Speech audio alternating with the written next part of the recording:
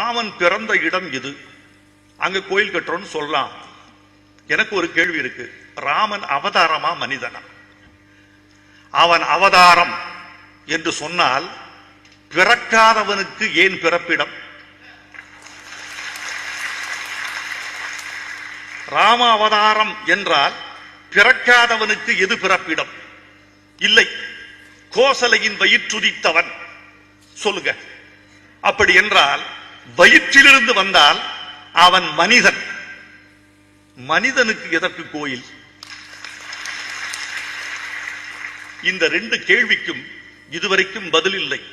நானும் ஒரு பொது மனிதனாக, மத நல்லிணக்கம் பேசுகிறவனாக, இந்த மண் மனிதநேய மண் என்று வற்புறுத்துகிறவனாக, நாம் எல்லா மதங்களையும் கடந்து எல்லா மதத்துக்குள்ளும் மனிதர்களை பார்க்கிறோம் என்ற நிலைமையில் உள்ளவனாக நான் சொன்ன இந்த கருத்துக்கு பதில் இல்லை. நம்முடைய அப்துல் ரஹ்மான் அவர்கள் ஒரு கவிதை இருக்கிறார், கல்லில் கடவுளை காணுகின்ற பக்தனே. கல்லுக்குள்ள கடவுள்னு பாக்குற நீ ரொம்ப கெட்டிக்காரம்பா, கல்லுக்குள்ளே கடவுளை பார்த்துட்ட, சந்தோஷம்தான். ஆனால் நல்வுயிர் மனிதனில் நாதன் தெரியவில்லையா?